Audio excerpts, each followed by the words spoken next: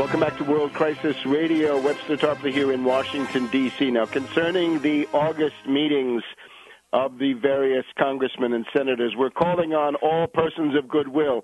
Intervene and go there. Don't support Obama's fascist corporate state, but don't fall into the trap of getting sucked in by these loudmouth reactionary Republican operatives who are being sent in. This is the Kuwait incubator babies gang.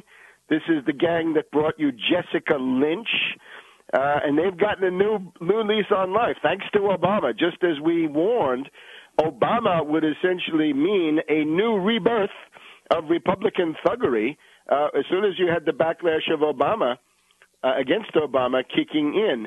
These characters, the loudmouths, are chanting slogans like, "Get government off our backs," "Get government out of our lives." Yeah, that's the wrong slogan, boys. The correct slogan is, "Get Wall Street off our backs." Wall Street, Wall Street, Wall Street. If you've been listening, you know that if you're not fighting Wall Street bankers, you are spinning your wheels. And, of course, get Wall Street off our backs means stop foreclosures, stop credit card interest rates, stop the bank service charges, stop the depression above all, stop layoffs, stop the destruction of Detroit, all done by Wall Street. And, of course, Wall Street has taken over the government through Obama and the fascist corporate state. But these are the slogans of the reactionary Republicans, going back to Barry Goldwater and his top advisor, Milton Friedman, the Chicago school right-wing anarchist. These are the slogans of Ronald Reagan. Remember him? Government is always part of the problem, never the solution. And what did he do? He tripled the national debt. Fiscal responsibility, yes. Ronald Reagan, fiscal responsibility, tripled the national debt. How about Bush the younger? Dick Cheney said, "Ronald Reagan proved to us that deficits don't matter." These are the same Republican operatives who gave you Bush and Cheney. So what you're dealing here is this is a radically anti-historical consciousness on the part of these people. Also, Newt Gingrich, don't forget him, the guy who said, "Let's let Medicare wither on the vine, wither on the vine." That, of course, is the eternal program of the reactionary Republicans, the Roosevelt haters. And when I say Republicans, I mean all Republicans. I don't see any Republican who escapes this mentality. We'll talk about specific cases when we can. You basically got two ways to die. The Democratic Party method, let's call it the Obama method, and that's the Democratic Party today, is that you die when inside a medical plan, a board of unelected, unaccountable, pointy-headed bureaucrats tell you you can't get the operation that will save your life. But there are other ways to die. That may not be the worst one. You've got the Republican way of death, is that Medicare, Medicaid are destroyed. They're gone.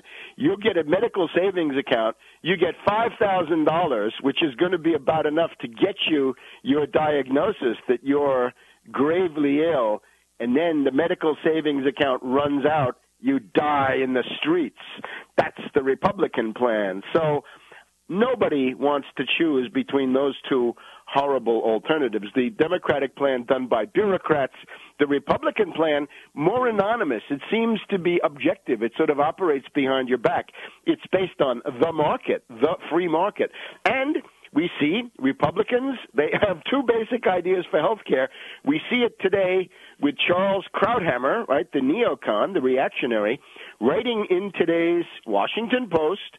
He has two ideas for health care reform. One is tort reform, so you can't sue some doctor or hospital if you have a very bad outcome and they've been criminally negligent. Suppose they leave the sutures inside, or they forget some surgical tools inside your body cavities or whatever it is. You can't sue them. That's one idea. And the other one is medical savings accounts. Those are your two Republican ideas. Tort reform, medical savings accounts, meaning you get some penny ante sum, and then, as with the 401k, the risk is shifted to you. You become the person whose head is in the noose of risk. So there you have it. Now, On the other hand, we have the unbelievable fascist corporate state response to this. Pelosi says that people come to these town meetings wearing swastikas. Unbelievable that the protesters, and again, the majority of these protesters are normal citizens who are seriously concerned, apart from those few Republican operatives that have taken the leadership with their sloganeering and their loud mouths. Pelosi says that it's people wearing swastikas. Now, the only picture I've seen of this is some kid brought a thing saying no to fascism, and there's a swastika on it with a line through it, meaning no Nazis, right? Nazis get out.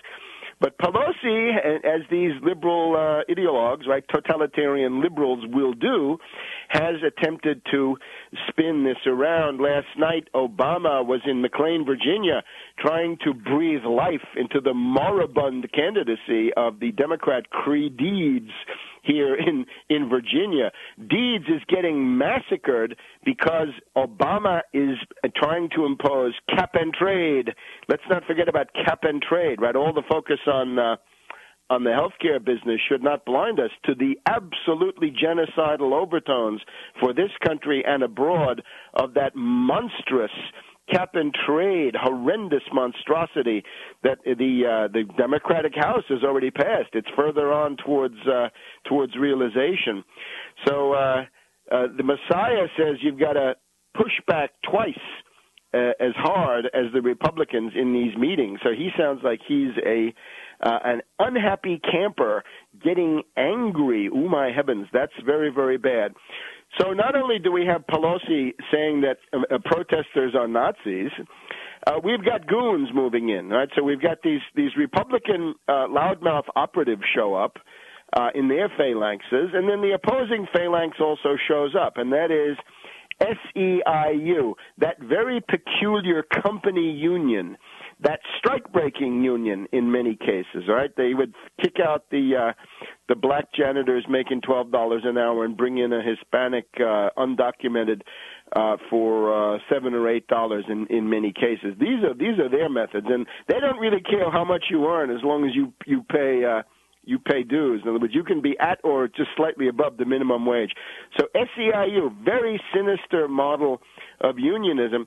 And Acorn, they're sending in their thugs. So we have all kinds of cases in the past 48 hours. We've got a meeting, I think a Carnahan meeting in Missouri with 6 arrests. We got a black conservative who went to one of these meetings, has been beaten up by goons from SEIU.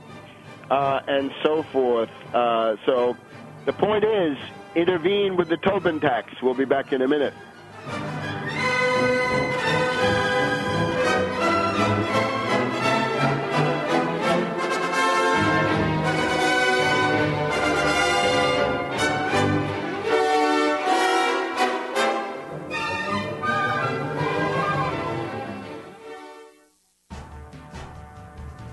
If you owe the IRS, you can't make the problem go away without professional help.